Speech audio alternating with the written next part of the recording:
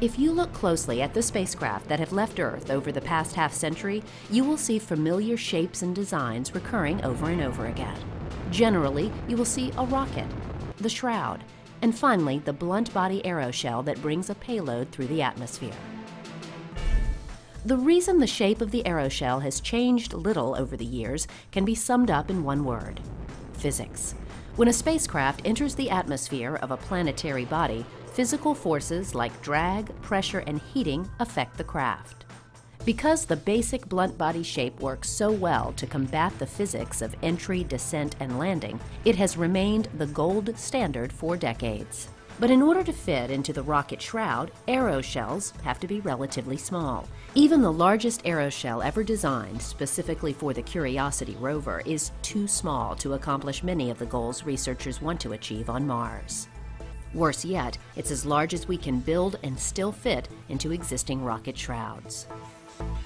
Unless something drastically changes, we are relegated to sending relatively small rovers to very specific spots on Mars. But a small team at NASA has developed an idea that could be the game changer we needed to begin fitting larger aeroshells into smaller rocket shrouds. Called HIAD, or Hypersonic Inflatable Aerodynamic Decelerator, this idea has the potential to revolutionize entry, descent, and landing on any planetary bodies with an atmosphere, including back here on Earth. On this episode of NASA X, we will follow the HIAD team as they begin real-world testing of this concept with IRVE-3, or the Inflatable Re-Entry Vehicle Experiment. With a short timeline and a small budget, the team worked through numerous challenges to find out if this type of device has what it takes to land future manned and unmanned missions on the Red Planet and beyond.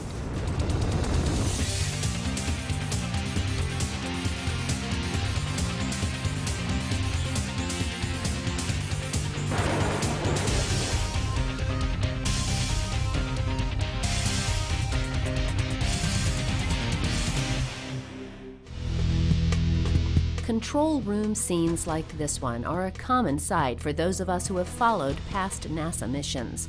But unlike many of the launches of the past, this one is very different. The cargo on board this rocket has the potential to change the way we land on other planets in the years to come. Today's launch will highlight IRVE-3, or the Inflatable Re-Entry Vehicle Experiment. After years of ground testing, development of new materials, and many sleepless nights, NASA researchers will soon know if this new idea will be a viable way to get huge payloads onto other planets.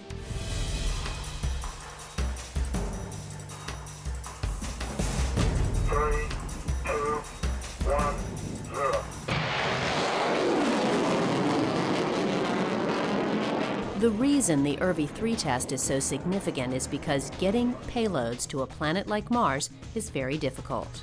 Whenever we travel to a planet that has an atmosphere, we try to make use of that atmosphere to help us slow down. One way to accomplish this is by using an aeroshell. The unique blunt body shape of the aeroshell is designed to create enough drag on the vehicle to help slow it down, while also serving as a type of cocoon to protect the payload from the heat and pressure. With enough atmosphere, the aeroshell and parachutes can slow the vehicle from hypersonic speeds down to landing speeds.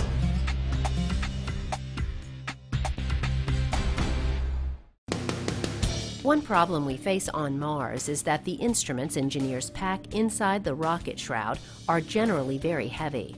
All this mass behind a small aeroshell, combined with a thin atmosphere, makes slowing down very difficult. Once the aeroshells hit the atmosphere, drag forces help slow the vehicle down. Eventually, the craft slows down to the point where the supersonic parachutes deploy, slowing it even further. To use this technique, the vehicle needs to spend as much time as possible slowing in the atmosphere. Well, it's a funny thing about Mars, but if you take the average of the planet, the average height of everything in the planet, it turns out that most of the north is 2 kilometers below that, and most of the south is 2 kilometers above that. And it's just, we always land in the north because there's a lot more atmosphere. If we land in the south, it's like 4 kilometers less of air to come to a stop. In fact, at the altitude of the mountains in the south, the Mars Science Laboratory was still supersonic as it was descending into the crater that it was reaching in the north. This is an obvious problem for researchers because a big part of the planet is inaccessible to them, even with these small rovers. The problem is magnified even more when you consider what it would take to land human missions with all their heavy equipment. The Curiosity rover weighed about 1 metric ton, while the current architecture for human missions state that we would have to land about 40 metric tons to get on the surface. This is where the concept for a HIAD comes in. It can be folded to fit nicely into the rocket shroud, but when we need to deploy it, it could inflate to a size that would act like a giant air brake in the higher altitudes of the atmosphere that see less heating. With this in our arsenal, we would be able to land virtually anywhere on the planet, including the higher elevations of the southern hemisphere. This idea would work for robotic missions, but could also be the game changer we've been looking for to land humans on Mars as well. But until recently, this idea was still far from our grasps. Since the earliest days of NASA, researchers have been interested in inflatable vehicles. In fact, one of the first missions NASA conducted was called Project Echo. This mission utilized 2 large metallized balloon satellites, which were placed in a low Earth orbit.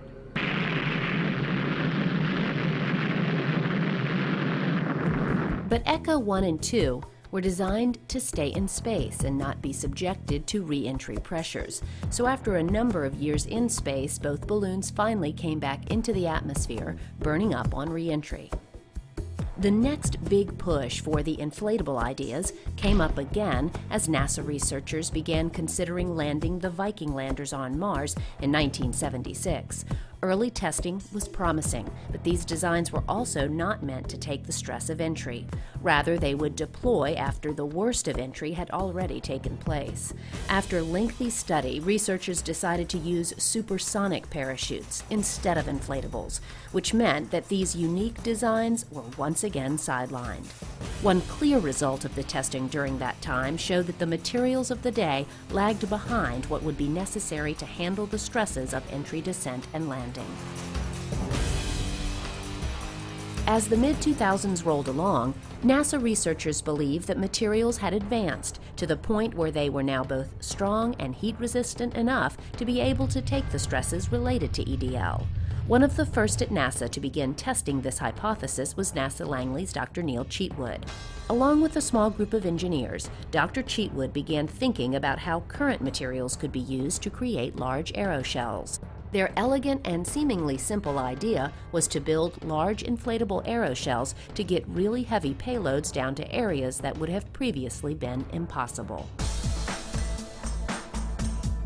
In theory, this seemed like it would work, but a huge hurdle faced by the team was the tightening NASA budget.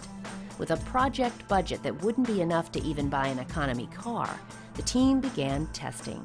The initial study proved that the idea would work, but the team was a long way from a test flight. They needed to find more funding. With the search for funding in full swing, the team began calling colleagues and friends within NASA, looking for even small amounts of money to help fund the IRVE concept.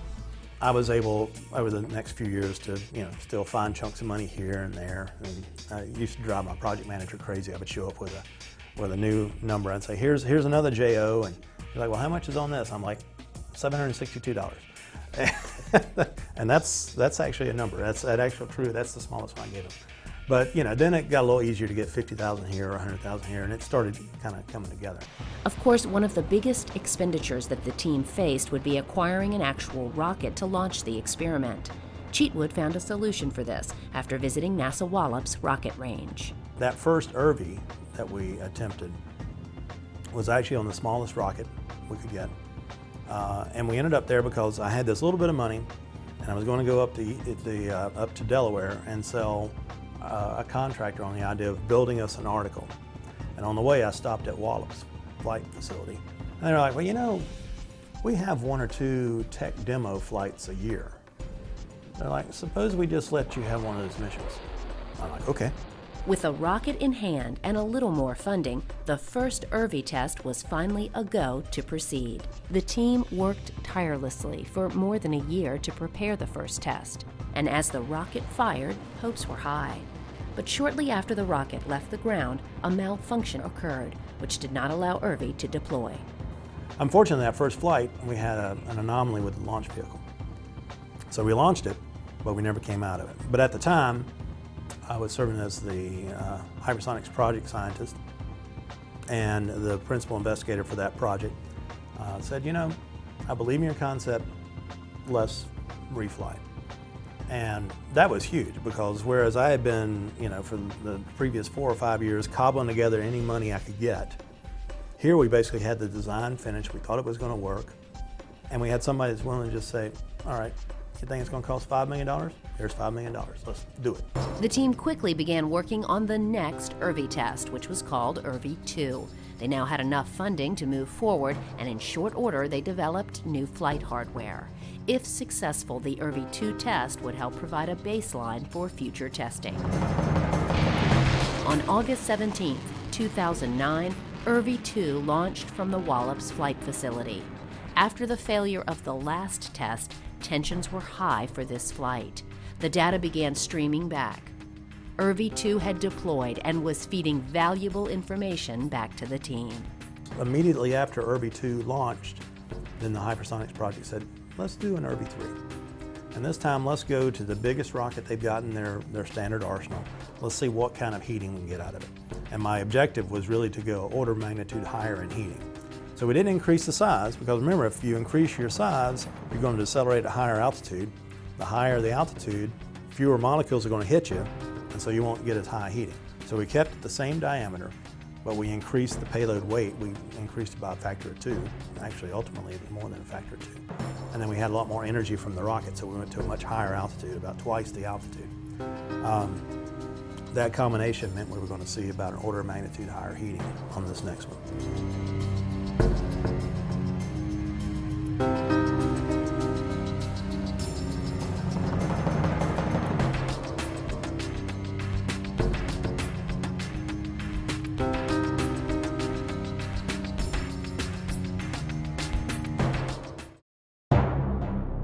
With the success of IRVE-2, the stage was set for IRVE-3. This would be the most complex mission yet, and would call for the engineering team to make drastic changes to the test article due to the extreme flight regime the craft would experience. Now, IRVE-3 developed some significant new technology. These aeroshell structure, these toroids, actually making a heat shield, flexible heat shield out of this commercially available materials, proving that it was going to work, making sure all the little pieces are in there was really quite a challenge. High on the list of important elements for this next test would be to stress the materials in the high heating environment while also testing the ability to maneuver the craft. With the goals set, the team began building the craft. So this is kind of the forward section of the re-entry vehicle. It has a nose that attaches to the front of this section. We're looking at it, the nose would be down and the tail would be up.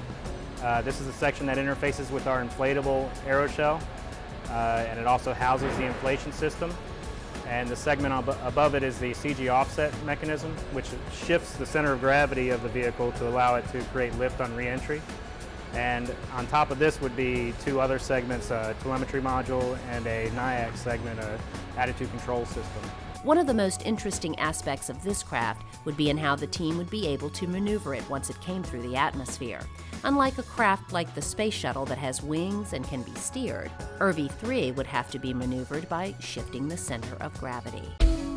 The challenge is, you can kind of think of a surfer.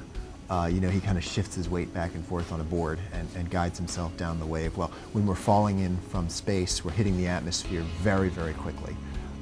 The challenge is we don't have control surfaces like an airplane. The shuttle is a lifting body and we have these body flaps where we can control the direction and trajectory. We don't have the luxury of having a control surface on an inflatable. Maybe you could go like the Apollo capsule where it's a blunt body and you can use gas jets to roll, to direct your lifting vector. What we're looking to do is to kind of go back to that surfer analogy where we're actually we want to ride and guide this thing by shifting the mass of the vehicle. So we basically, what we've done for the first time ever, as far as I know, split the mass of an entry vehicle in two. And we're going to drive the back of the vehicle offset from the center line of the vehicle to generate that lifting. You can kind of imagine if we take and we've got a card falling, and as this card is falling, we're going to put a weight on here. And it's going to tip it a little bit. And as it falls, it'll slide sideways. So that's the real experiment. Can we actually guide this thing by moving the mass of the vehicle? And it's a challenge because of the loads that run through it. You know, we're looking at 20 G loading on atmospheric interface right at our peak pressure. We're expecting to see 20 Gs. So we're looking at 2 to 4, maybe 6,000 pounds of loading running through this bearing. But the second challenge is, do we understand the aerodynamics of the guidance problem? It's rigid, but it's still flexible, aeroshell, and then we've separated the aft body from the forebody with a joint. Do we really understand the dynamics of that? That's really the question. That's one of the big questions that IRVE-3 is going to be answering. If you want to steer, then you need to have lift to take you in one direction or the other. We had the ability to rotate it.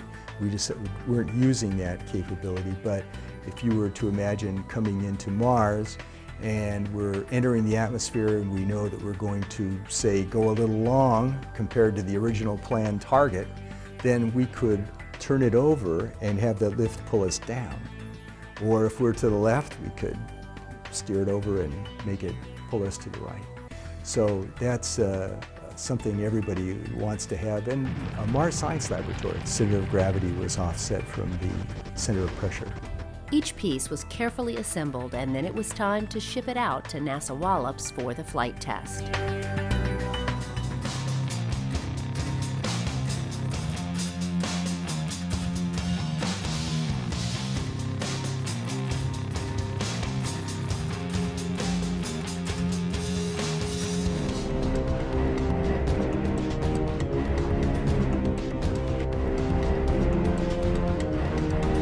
The morning of July 23, 2012 saw the team waiting anxiously in the control room for the flight test to begin. In a matter of moments, they would know if this test would succeed or not. When the count, is 3, 2, 1, 0, then the rocket ignites and it shoots off of its rail in the right direction. It starts spinning. At this point, we're all along for the ride. The engineers for each of the subsystems monitored what the readings were on their instruments. But for the most part, we were just fascinated by the ascent. It's just kept all of our attention. And one stage burns out in just a few seconds, another stage burns out in 10 seconds. But the main stage, the Brant, burns and ends at approximately 1 minute.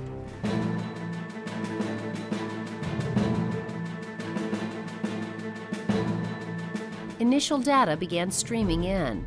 Everything was looking good. After a few short minutes, the rocket was higher than the level of the International Space Station as IRVE-3 began to deploy. The next step was to then release the cover that had held our packed aeroshell in place. And it was actually thrown off.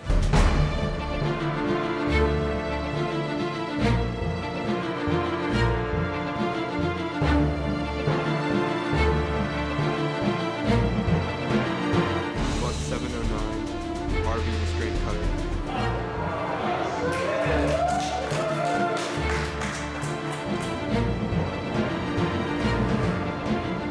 It took the shape in less than a minute. It was, as far as we could tell, fully inflated, but of course it really was going to take several more minutes before we get to the 20 psi that it needed to withstand the atmospheric entry. As the data came in, researchers could see that the heat shield was holding its shape perfectly and that the craft was right on course. The next big test would be to see if the center of gravity offset would work. Immediately, perfect numbers began pouring in, proving that this concept had worked beautifully as well. One thing after another was falling into place, with the final crucial measurement on heating to come. The team was hoping to sustain at least 12 watts per square centimeter of heating on the craft, but when the numbers came in, the craft had sustained a heat flux of about 15 watts per square centimeter. This higher number was an even better result, and showed that the material had worked perfectly.